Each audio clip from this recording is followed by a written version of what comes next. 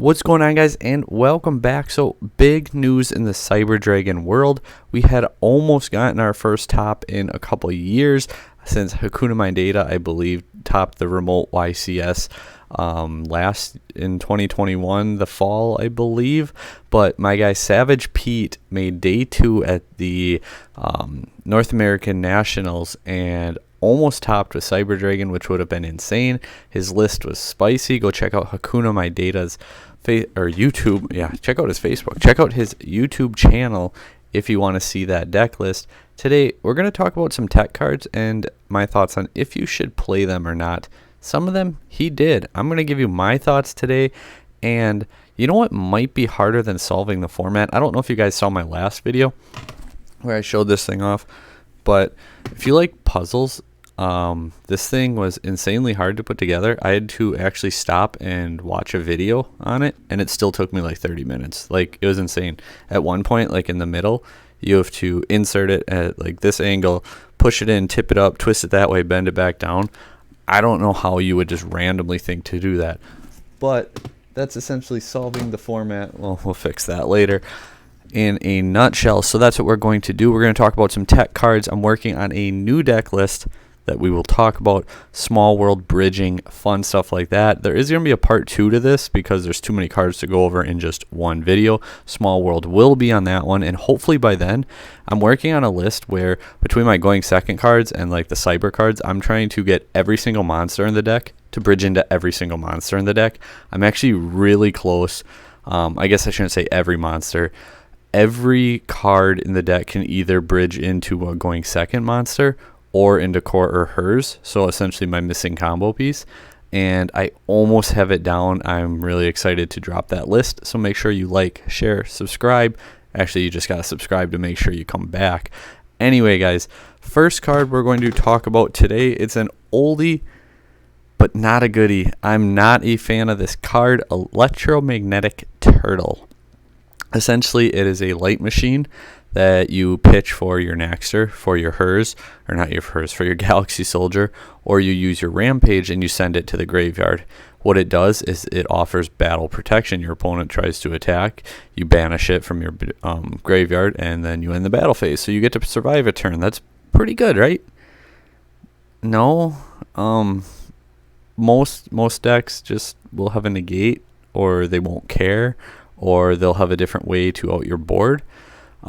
Personally, I'm against playing cards that you never want in your hand. And I mean, you could say, well, you can discard it, you can this, you can that. Yeah, but you don't want to open a card just to specifically discard it. Like, especially one where that's the payoff. Like, if I'm playing a card that I never want to open, or I want to open it for a specific reason, it needs to have a bigger payoff than battle protection, especially because it's easily negated. It's easily accounted for. Your opponent, if they're smart, they'll know it's there and they'll be able to prevent it. They'll be able to play around it. They'll be able to be ready for it. So for those reasons, I'm personally not a fan of the card, despite Savage Pete playing it in his list. And I mean, his list was out there. He had a lot of things going on, and it's crazy. It's awesome. It's amazing. And I can't wait to talk about more of the cards. But for me, Electromagnetic Turtle is a no-go. Cyber Eltanin. This is a card that I test with pretty much every format. This format, I've had mixed feelings about it, actually. I have debated playing it. I would need further testing. Him doing well with the card makes me feel a little bit better on it. I don't know at the end of the day. Like, it's non-destruction removal. It's easy to use. You don't try to make a really big attack. It's just the board wipe. It's searchable with emergency too, which is huge. Last time I actually played this card was when Thunder Dragon Colossus was at 3, because it doesn't destroy, so they can't protect themselves. It just sends everything on the field. I do think that there's potential for that card. I think if you want to play it, there's nothing wrong with it. Am I saying it's the best card to play, or it's in like an optimal card? I'm not sure. I would have to play around with it more, but I think that it is a card that is worth messing with a little bit more, and hopefully I can get to do that. Gimmicky, another card he played. You can watch the video for his explanations on it, but kind of like E-Turtle, I'm not huge on the card. It is a level 5 machine, so it does have different plays. Like with Nova, it does allow you to special summon, or not special summon, but additional normal summon your core. So if you had to do like a weird play line to turn your repair plant on to search out your core, you can actually attempt to play that way. So I mean, it's got some niche uses. It does lock you into machines, but I mean, big deal on that with Cyber Dragon, right? So I think the card is better than Turtle. I'm not sold on this card either. It is searchable via repair plant. It does have the built-in the life point effect, so that way you have a time option. If it's tributed, I don't know. I guess it's niche, and I think Eltanin is better, and I think Turtle's considerably worse, but I'm not sold on Yada. And I don't know. Actually, I know I wouldn't play it at the moment, but maybe it's going to have a format. Maybe it will have its time, and maybe someone else will come along and prove me wrong. I do think we need to not overreact to one very good result, because at the end of the day, he is an amazing pilot. He has been possibly around longer than any of us. He has been playing Cyber Dragons forever. He is topped across years of formats. Like I said, if you don't know, you can look him up. Jermaine Leach, his name, obviously his name isn't Savage Pete, but that's just what he goes by. But Jermaine Leach, like, you can look up his tops. He's got the results. He's played Cyber Dragons for so long. He's a very good pilot. And sometimes, like, if you hit your day and you're playing a rogue deck or such, and you hit your day and you're having your day, sometimes there's nothing that stops you and you just go for it. We all saw the hero player on stream in top 64. He just had everything. He had the answers. He had what he needed.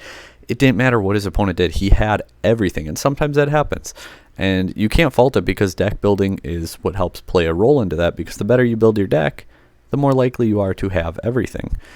One final monster that I do want to talk about, because it does go hand in hand with another card, is Therion King Regulus. Had a little lapse there and forgot. I thought my chair was going to break too, so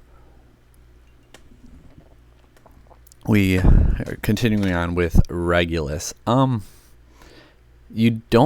don't like Disc Coliseum right now. I like Regulus if you're playing Clockwork. And I've had so many people say, well, don't play one copy, just play another going second card, just play another consistency card, just play this, just play that. But so many times your Clockwork's in the graveyard and it's a grindy game, and banishing it to get up that Gimmicky is arguably the game. Like, that could be the game. It gives you a big body, it gives you a negate, it gives you what you need.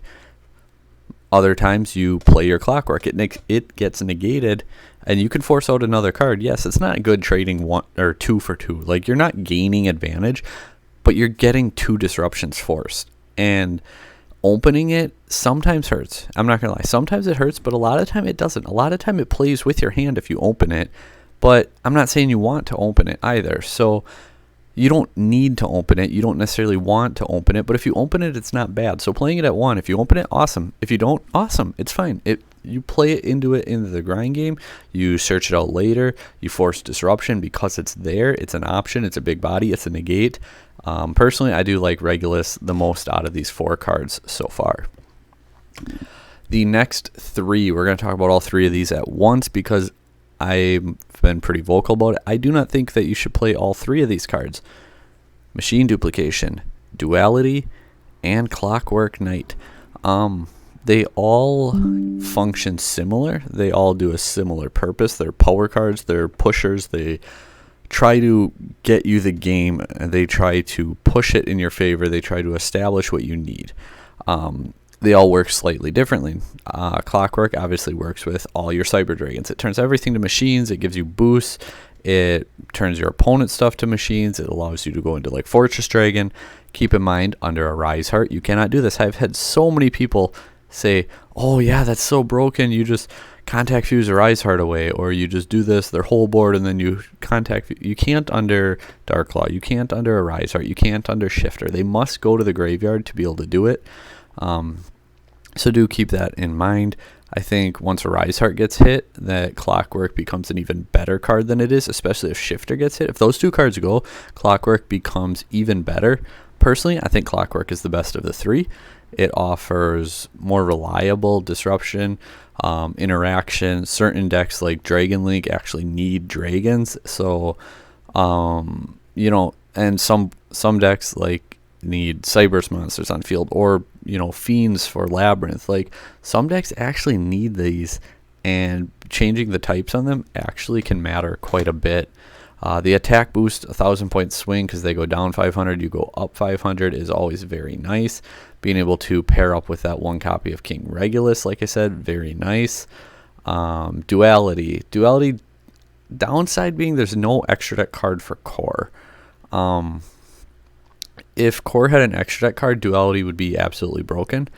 But until then, it works with Cyber Dragon. You can chain block your Galaxy Soldier, or not chain block, but you can dodge targeted interaction like infinite impermanence on your Galaxy Soldier by tributing it to remove it from the field.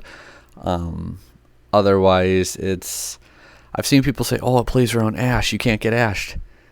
You summon Rampage, effect to mill 2, Ash. Now what?